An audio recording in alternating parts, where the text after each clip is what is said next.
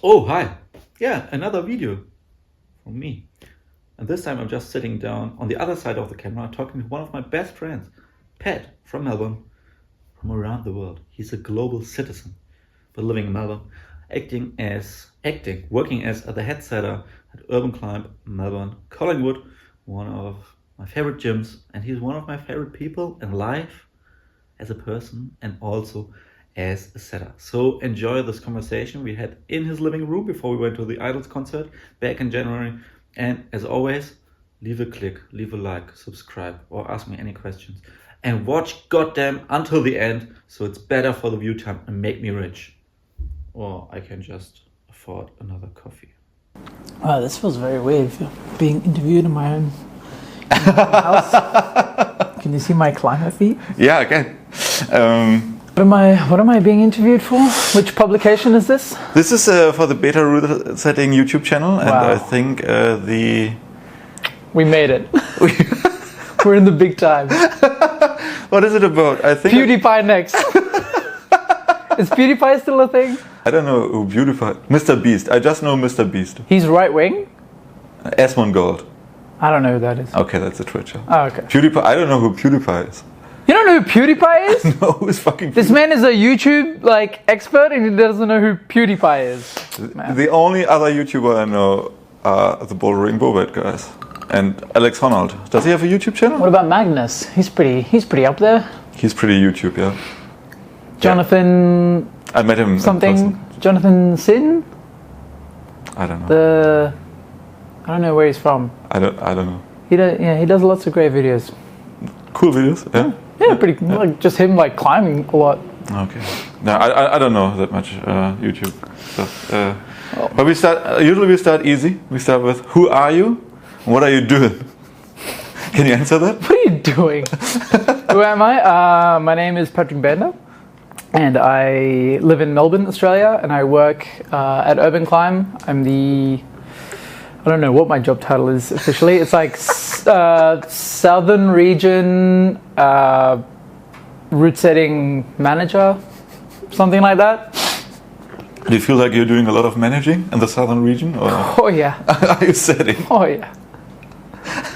Yeah, I'm a glorified administrator. I do a little bit of setting on the side, but I do a lot of rostering and talking to people and yeah. Do you think that's a goal? I talked to someone a few days ago, and this person was like, to develop or to evolve in the climbing world, I want to become a head setter. Do you think people know what it means like to be a head setter or even a step? No, I don't think. I think a lot of people just kind of see that as like, oh, if I want like a full-time job, or if I want something close to a full-time job, and if I want to like progress in the industry, then like that is the only end goal, which I guess is kind of true in a way, more so I think because of like problems of the industry, but I think that's like a really shitty way to see it, and that's not like the fault of setters. It's like just kind of the reality of like, yeah, I can't set 5 days a week for the rest of my life. Like my body will fall apart. So I need time in the office, or I need time to like do jobs that aren't like literally drilling and like climbing. Which, unless you're like the Routesetting manager or like head setter, there isn't really like much else to do, I guess. Yeah, it's kind of, it sucks, but it's kind of like the reality for a lot of people, right? Yeah. Yeah, and I think a lot of people kind of want to get into head setting, or like think that they should be like exploring head setting before they've actually like explored being a setter and like grown as a setter. Like there's so much like setting to like learn and do, so many different styles, types.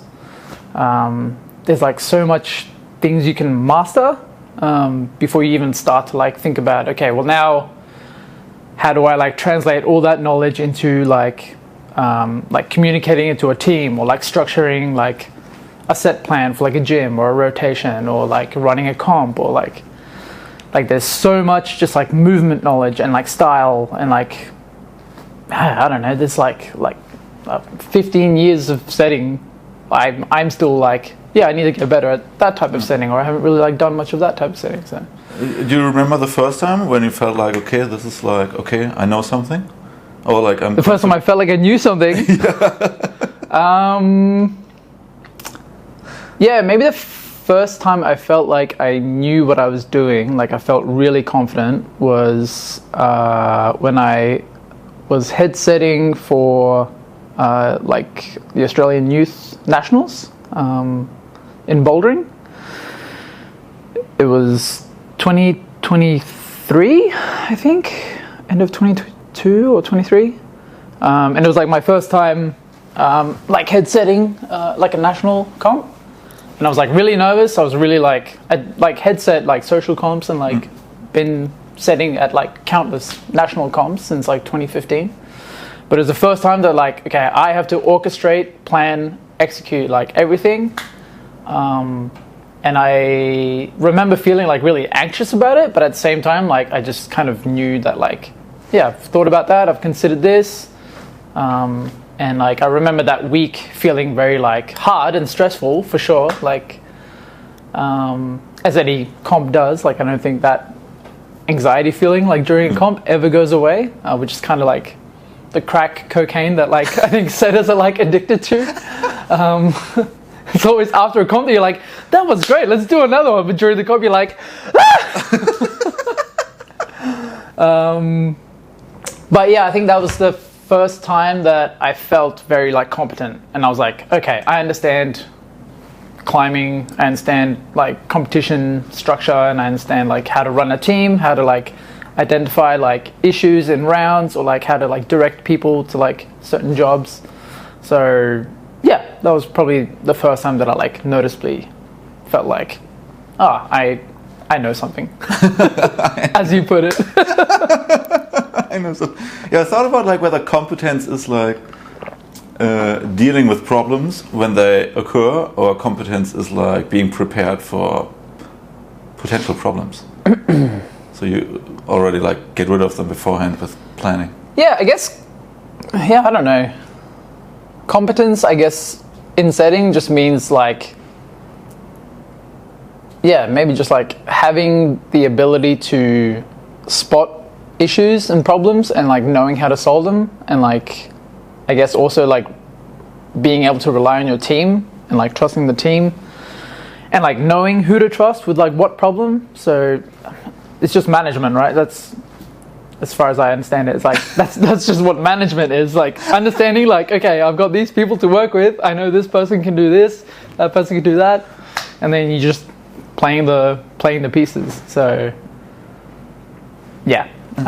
But at the same time, like setting is such a standardized, like, you know, there's no real like gauge of like that person did a good job, that person did a bad job. It's like the comp happened, results happened. Yeah. So it's like, is that like, are you competent? I guess so. Yeah. So I think it depends. It depends on each person and each like event and scenario. I get it. For a comp, you put like people where they're like good at, but like in a commercial, or like you run commercial setting days at Urban Climb, and you have a lot of people who are like inexperienced, who are trying to learn. Like, do you put them where they're good at, or you put them where they're not good at? I try to do both. I think it's, I guess at Urban Climb we have a very privileged sort of work environment that we are able to like take time with boulders. We're able to take time on set days to like fail and experiment. It's, I guess, like a balance that you try to keep of like, I want people to be able to have time to explore and like play and like try out things that they haven't like set necessarily before. But again, it comes back to like management, being able to identify like how long you can let that person like run down that rabbit hole before you're like, okay, I'm like gonna pull you back, like we're gonna fix this by doing this. But like, and like I think I try and give people like wins as well as like try and give people like challenges. So it's like, okay, I want like you say you come into a set day and you're like, I want to try and set this move. You're like, okay, like that's really complicated. Maybe you give them a bit of like, just like think about this, consider this, maybe like focus on this to like try and get there faster. And then it's just a bit of like knowing how much to be involved and how much to step back. Also just so like you don't get to like 4 p.m. and you're like,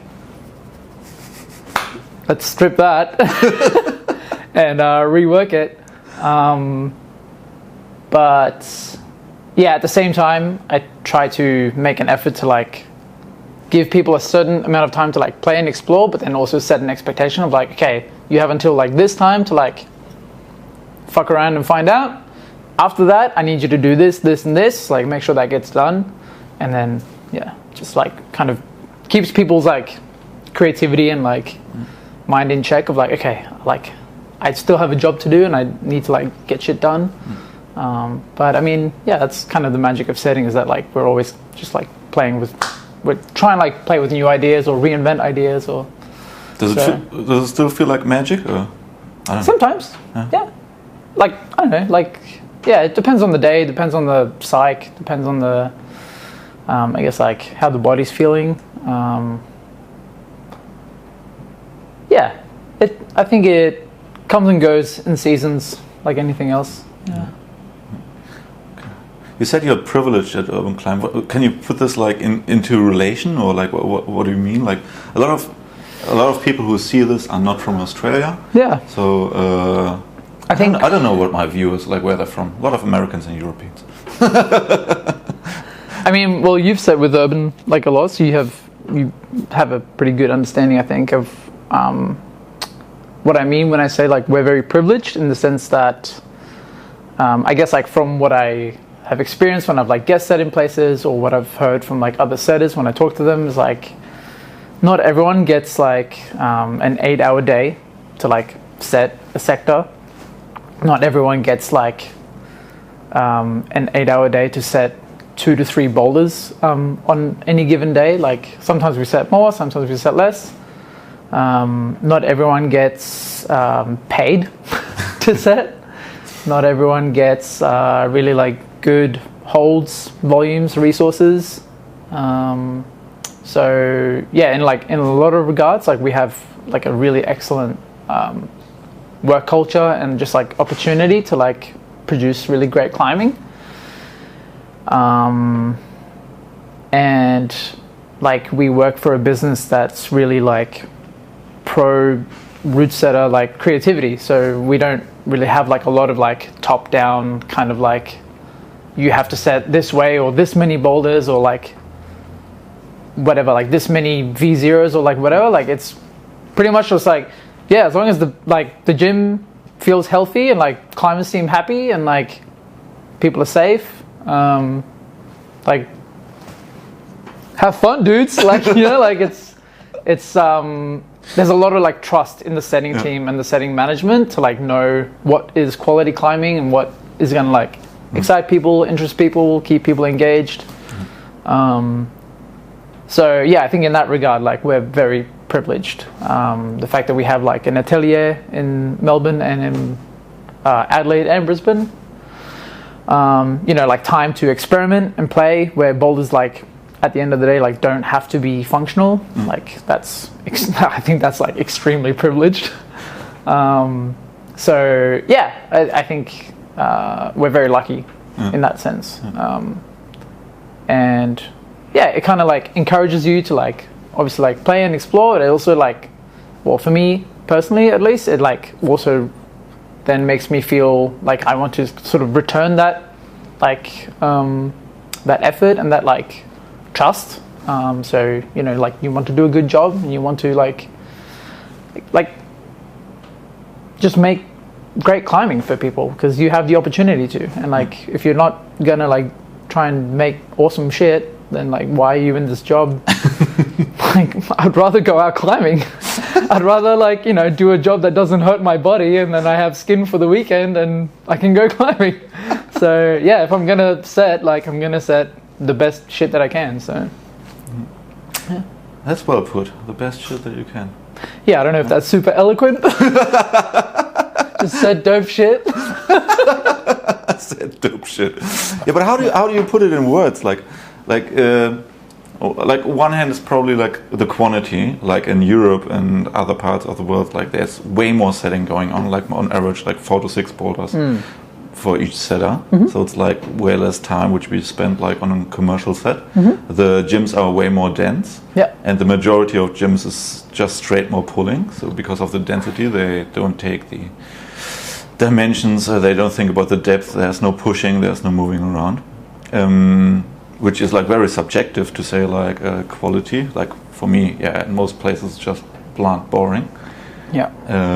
Because of the quantity. But like, how do you define quality? Even if you, especially if you say like there's nothing or not that much top down about like, because how do you write it down, or like how do you agree on stuff? I don't really know. Maybe it's like we just have a lot of like Rick Rubins, like a lot of tastemakers that like have good like taste in climbing, which sounds like really pompous, but like I think a lot of the climbing at Urban has been shaped over the last like 13 to 15 years by a number of people who like really love climbing. And when I say like love climbing, I mean like they love all of it. Like you show them like a 20 meter like hand jam crack, they're like, fuck yeah, let's do it. You show them like a blank like Fontainebleau slab, they're like, hell yeah, let's do that. You show them like a Waco tanks like roof or whatever, like they're like sick. Like you love like just every like flavor of climbing, you love it. And so I think trying to represent and like showcase that like each of those things like in the indoor setting, I think just kind of it's the idea of variety, right? Like you try and have a representation of like everything that climbing can offer, and like not everyone's gonna love everything, but there's something for everyone, like truly. And like how do I define quality? I don't know. I think if it's like an honest representation of like whatever the thing is and it's like executed well, then it's quality setting, even if it's like something that like I'm not good at or I like don't enjoy climbing, which is not a lot. Like I like climbing everything.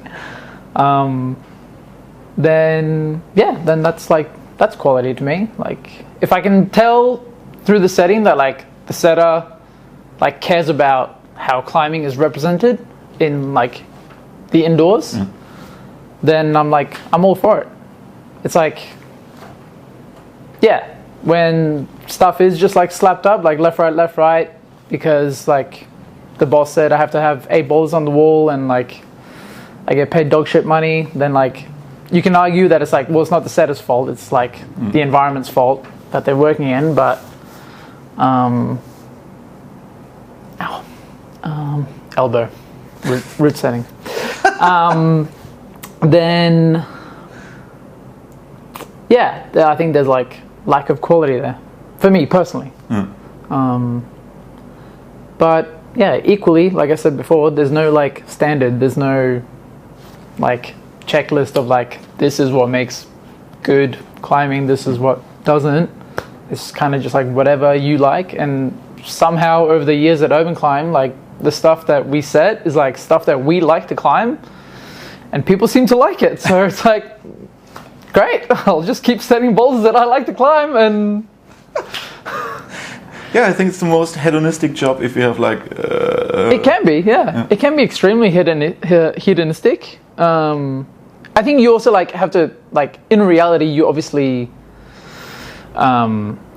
like do take into account that like you need to have a certain amount of like simple, like palatable, very like plain, easy to understand stuff, so that people have like a stepping stone, because not everyone enters climbing the way that like we would have entered climbing like 15-20 years ago, you know. So I guess like we've had to define the entryway like a lot clearer in sort of like in the last like I don't know 10 years of like since the like bouldering boom in like Australia has happened. But yeah, I think personally I feel that I want to preserve like the sort of magic of climbing that I experienced when I started climbing and that I engage with when I go outside or when I go on trips and holidays. But what would be a threat? What would be a threat? Yeah, if you said you want to preserve it, like what would be a threat of like taking it away? I don't know, if I worked for a boss who was like, no, I just want 60 jug ladders in the gym so people can pay their $20, come in and have a workout and then go home. Like, I don't need the coordination, I don't need like your like crimpy like this or that or like whatever. I guess that would be a threat if it turned into like clip and climb kind of thing. Then I'd be like, great, like it's your business, like do what you want, but I'm not interested in that, so I'm gonna take off. Yeah. Do you think you would have the same values in another kind of job? The problem is like all my friends are climbers. They tried something else just for a brief time. They were like, fuck that. That's terrible. Let me work again in the climbing gym. No, probably not. Because climbing was the first, I think, activity that I found in my life where like I really engaged with the activity, the lifestyle, the community, the space kind of thing. That it was like really magical to me, and it kind of like showed me like a lot of like myself, and I was like, wow, this is so like full of like rich like culture, and like there's like there's a magic to it, you know, like which I think a lot of people feel in climbing.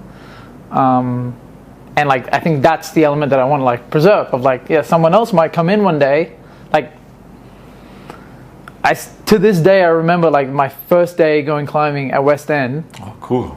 And like, you know, we did the induction, we did like the like, yellow like whatever like jug ladder to the top, and I remember seeing in the like back left hand corner of the gym in the concrete like the concrete section, there's like this 6 meter like crack that's like rendered into the wall, and I was like, you can climb that? You can climb a crack? Like there's no holes, you just climb the crack? Sick! Like that's my project. And so, you know, like my first time climbing, I was like, I want to climb that thing. That looks weird. Like that looks funky.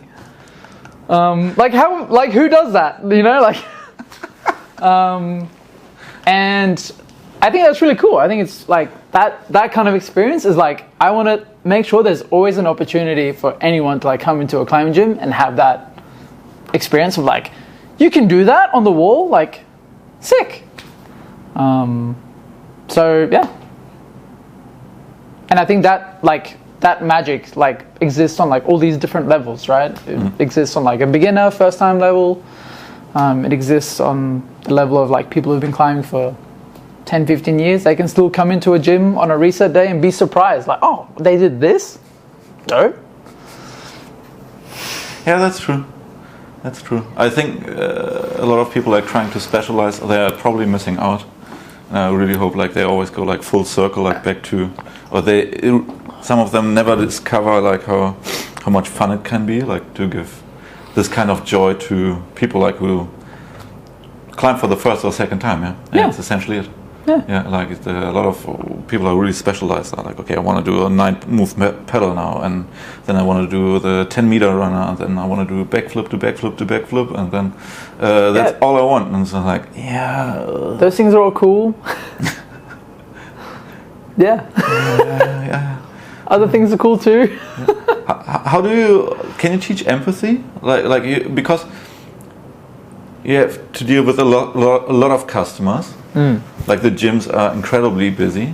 Like I think like Collingwood, how many climbs do we have at Collingwood? Like 100 something climbs? 100. I think currently with our like Ding Dong set, which is like the super dense like Japanese style set, I think there's like 120-ish boulders in the gym. And sometimes 120 boulders. I think it's like it's like a medium sized gym in Germany. I don't know how many square meters of climbing, maybe 450, 500 square meters.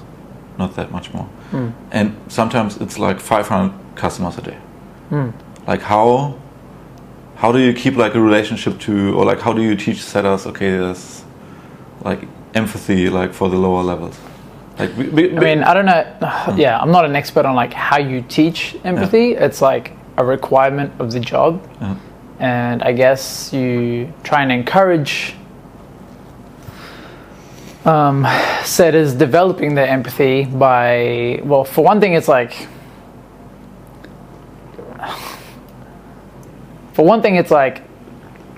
an occupational necessity. Like, if you want to make money as a climbing gym and therefore have money to pay your setters so that, you know, setters can have a job, you need people to be able to enter the sport. So it's kind of just like, yeah, if I want to make a living, I need to like help people learn climbing. So I guess you kind of have to like take an active interest in it. Like, it's a responsibility that you have, I think, as a setter. Like, setting doesn't exist in a vacuum. It's not just like, I will set it and they will come. You know, like, it's not like, it's just the reality of like running a commercial business and working in a commercial space. You have to actively adopt the mindset of like, I need to foster like learning ability and like having like a entry pathway for climbers. So yeah, it's just like a requirement, I think, of being a setter. How do you teach it? I don't really know. Like, I guess you teach it by encouraging your setters to like spend time in the gym, like climbing with people or just like observing.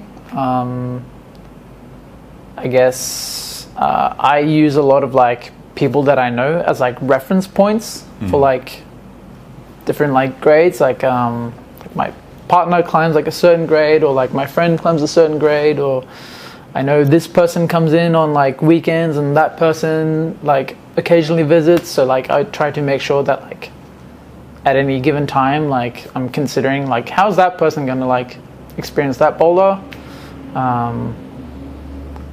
Which I think it's like taken me like a very long time in setting to like adopt that mindset of like being so aware. Obviously, like a lot of setters just show up for setting days and they're like excited and they're like, but I just want to do this move, and like I can make this like paddle really easy so like purple or blue climbers can do it. It's like, no, they can't. They don't understand what a fucking paddle is, you know? Like, remember, you just like came into the gym, you signed like, you know, your free week like thing.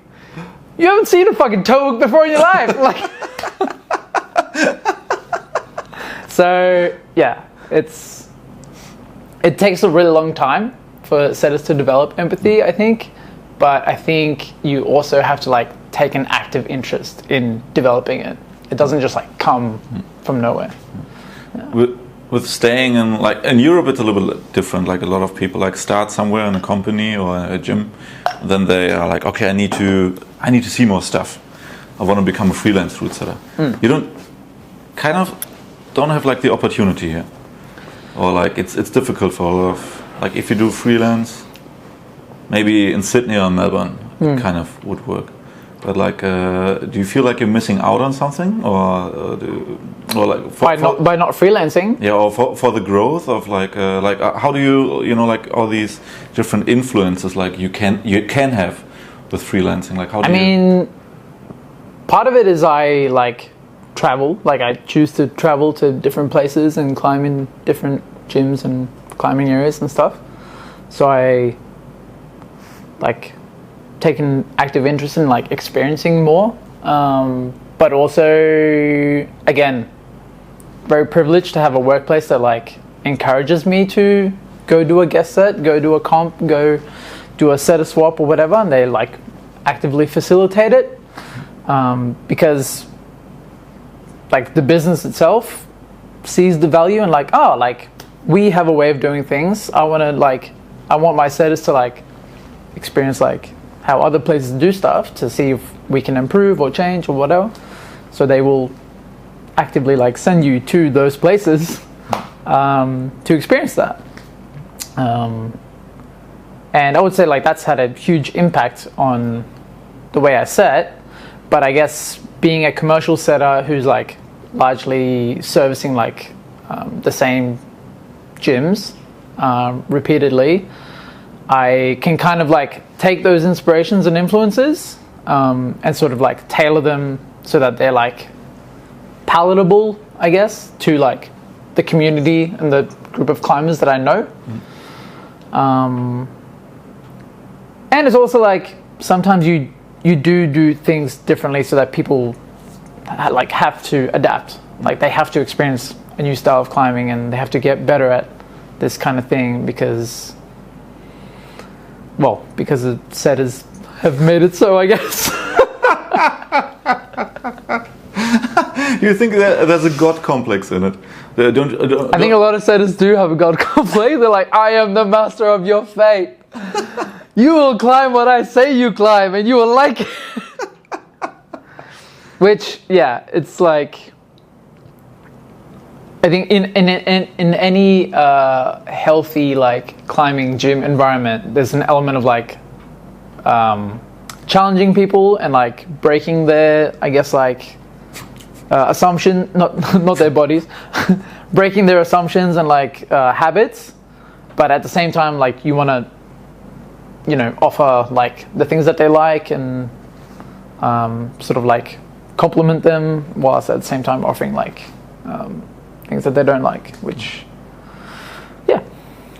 You seem very content. A lot of setters are always like, oh, there's something beyond. There's like the next step of setting. I hear often about the next step, the evolution of setting. I'm always like, yeah, sure. There's left, right, up, down, and there's like, push, there's pull. Yeah.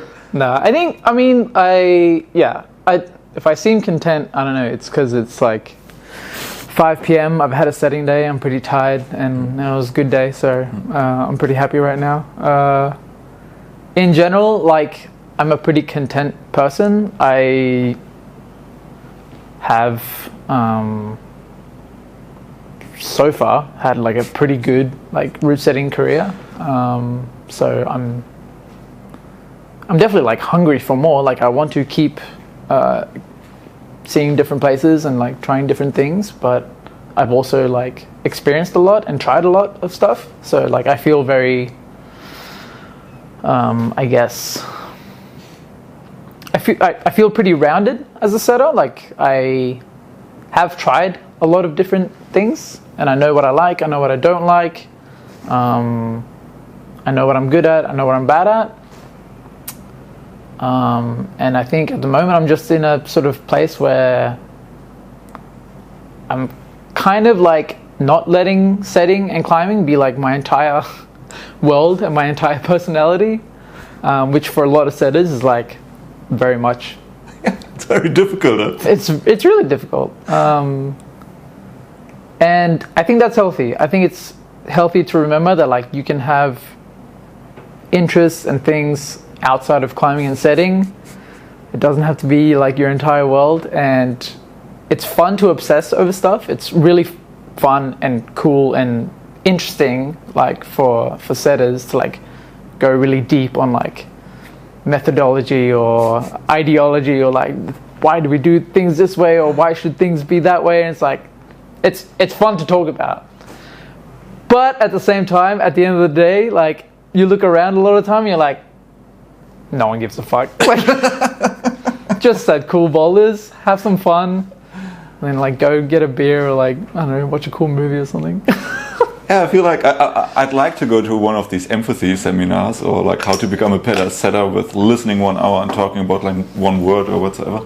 But I don't feel it makes me any better or like any more productive or any more happier. I think there's a lot of like philosophy like always like floating around and I don't know where, MySpace, Facebook.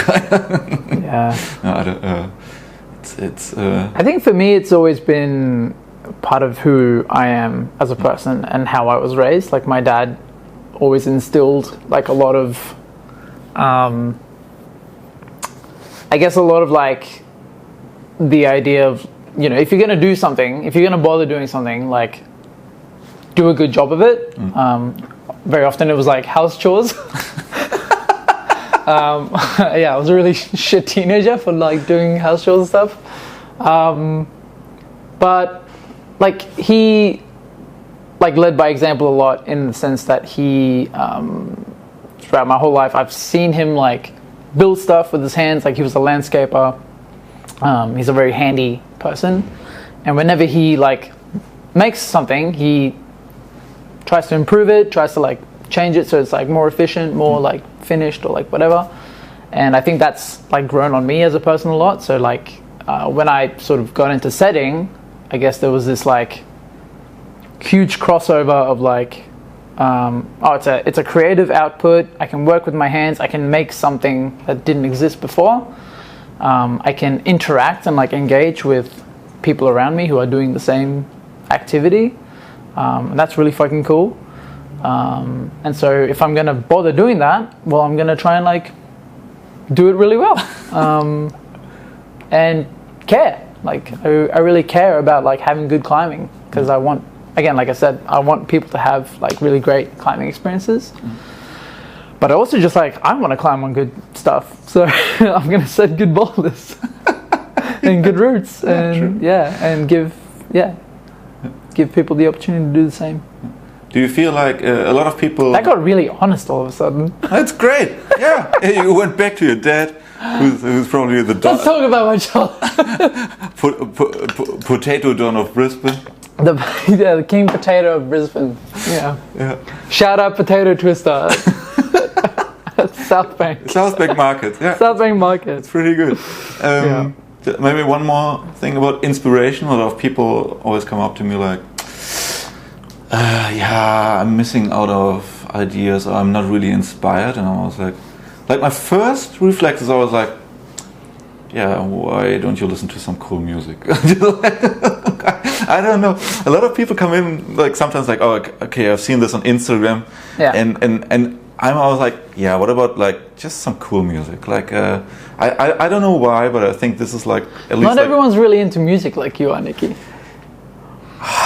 So a lot of people are into really bad music. Yeah, and that's really difficult for me to understand. Like my dad, like he didn't push me into music, but there was always music around. And my mom hates music, or like she doesn't hate music, but she's like in a choir and stuff like this, and she's always like, "Nah, how can you listen to this? They're singing like blah, blah, blah, blah, blah, blah. The way they sing, that's not a cool tune." I'm like, what the shit are you talking about? Anyway, like maybe it's like just like a mood buster, and I know like over the last years, like since we like always work together with Dan and Johnny and Blair, and it's always like, could we start the day with good music? And this is like the only inspiration we kind of needed.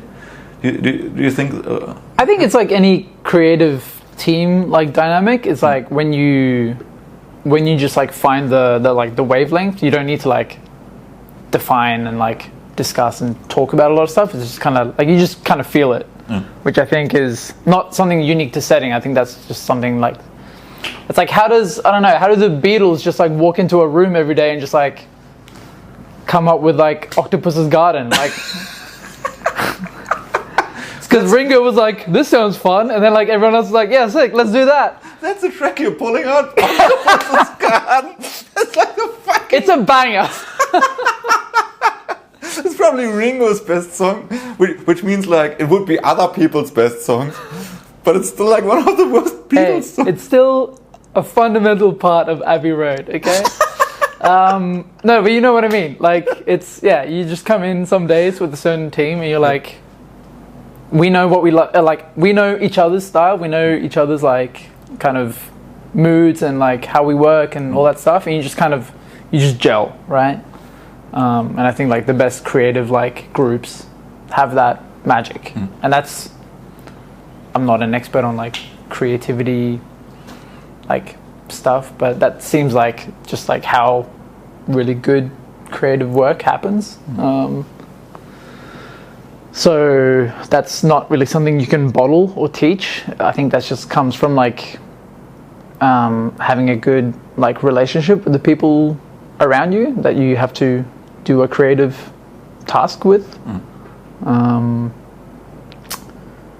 And I guess we have a lot of like overlapping tastes. Like a lot of us, like the same or similar kinds of music, similar kinds of like movies and culture and stuff like that. So yeah, music is a good one for inspiration.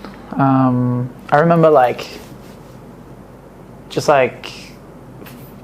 maybe last year sometime I was just watching climbing videos on YouTube. I got really into the Mellow channel, and I was watching I think it was the Alphane video or just whatever else. And I came into work the next day, and I just put on the Mellow playlist on Spotify, just because I like the tunes and I like the vibe. And yeah, I said bold that day that I would probably not just come in and be I'm gonna set this, this is the idea that I have. But it was awesome. I think going climbing is an obvious one, and going climbing in different places, not just to the place where you know the style and it suits you kind of thing.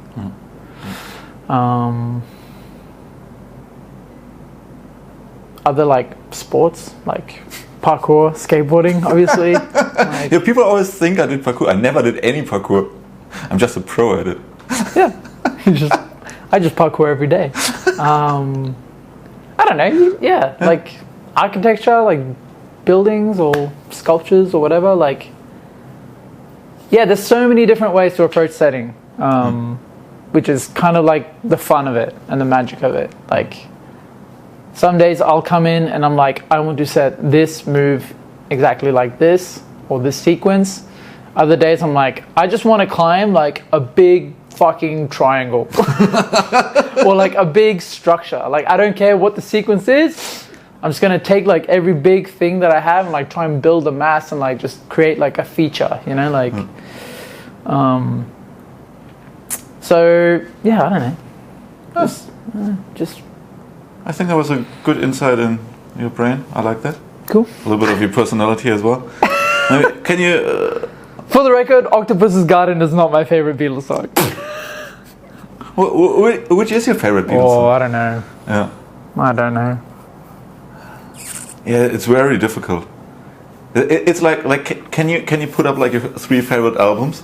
Dan is a maniac for being able to put a list with. Dan has a favorite top 50 album list. How do you do that? Yeah. I don't know if I have. I don't think I have a top 3 albums. Not a single album which is always in there.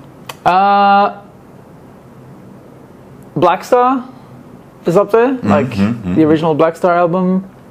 We're talking Talib Kweli here. We're not talking David Bowie here. No, we're talking Talib Kweli, Mos Def. Yeah. I don't know. Look in the record list behind you there. I'm trying to think of from 3 different genres or whatever. And that's the thing with the genres. For me, it's always I try to push or get stuff out, but always 36 Chambers. It's always in and Ready to Die. Biggie album is always in for me. I'm trying to, I'm trying to diversify, but there's a lot of fucking dope hip hop. Right? And the third one always fluctuates. Yeah. Yeah. I think maybe. I don't know. It's too much pressure to answer this question. Yeah, I feel because I can. The entire internet is going to be judging my music taste. I think it's fine. I'm putting 2 classics out there. It's not really. Yeah. Not really. It's a pretty hot take. Yeah, In a Silent Way by Miles Davis. I listened to this once while I was setting. I was setting a slab, and that was really nice, thinking music, because it kind of just keeps humming along, very chill, and it's really just nice thinking music, but it's not very energetic, you know. And you switch it to Wu-Tang when you're ready to test the bowler. What else is a good one? Top 3. Yeah, it's okay. Yeah, I don't know. That's okay. Do you have any hate music? I like Joe, for example, in London. Shout out to Joe Partridge. He hates when people put on The Police. He can't listen to Roxanne anymore. He can't listen to The Cure anymore. He has this. I think he had a very good rant, and whenever I'm at hang and all of a sudden I put like some kind of 80s radio on, and then there's like The Cure. I'm like, oh shit, it's happening. No, there's no music that I hate. I think everything has a place, and everything has like a time and place. I think I'm a big because I like, especially at the climbing gym, like I listen a lot, and I'm very like sensitive to like the noise that's going on. I think if the music just doesn't suit the like atmosphere, then I'm just like, I feel really uneasy. Like, no judgment, but like when there's like super loud like pop or like techno at like 8 a.m, it's like, you're a psychopath. Chill the fuck out. Like, I don't know, like try some like lo-fi or like some, just smooth it out. Like, I'm waking up, my brain is waking up. Didn't we go to Boulder Club and all of a sudden they played some acid jazz and like... Yeah, but Boulder Club is the one place I can get away with it. Yeah, but I think like 50% of the customers just left without complaining, like, in the middle of the day. Maybe it was someone else. I know someone put like weird acid jazz on, and all of a sudden like customers were just like, I'm good. This ain't it. I mean, there was a time that we were stripping for one of the comps at West End, and we were just blasting the Two Towers soundtrack, and a person came up and they were like, hey, I love Lord of the Rings too, but can we put on something else? And we're like, yeah, this is not the vibe. Yeah, Lord of the Rings is like all together, or like if you feel left out, it's it's difficult. Yeah. Okay, cool. I think that was the last wisdom I wanted to know. Oh, do you have anything to say to the internet? No. This is like your place. I always give people the place. You can tell people now, this is shit, don't do this, do this. I don't know. I don't care. I don't care what people do. I don't have any problems with, like, I don't know, people do what they want to do. I don't have any wisdoms. I'm happy to keep chatting if you want. But no. We're going we're done. We're going to a concert now. Yeah. My last thing that I'll leave you with is, can I try and do an impression of Matt Cousins doing an impression of you? Yeah. This was one of the first things Matt Cousins ever said to me. I'll never forget this one. He was like, hey, do you want to hear my impression of Nikki? I was like, yeah. He goes, yeah. Fuck all of you. Whenever I see videos nowadays, I'm like, fuck. Why can I not like speak like fluent English? I can't. It's my brain. You can. It's great. It's my brain trying to keep up. I think my English is way better when I'm halfway tipsy. Yeah. Okay. Did you do any other impressions? Any other impressions of you? Yeah. Take a look.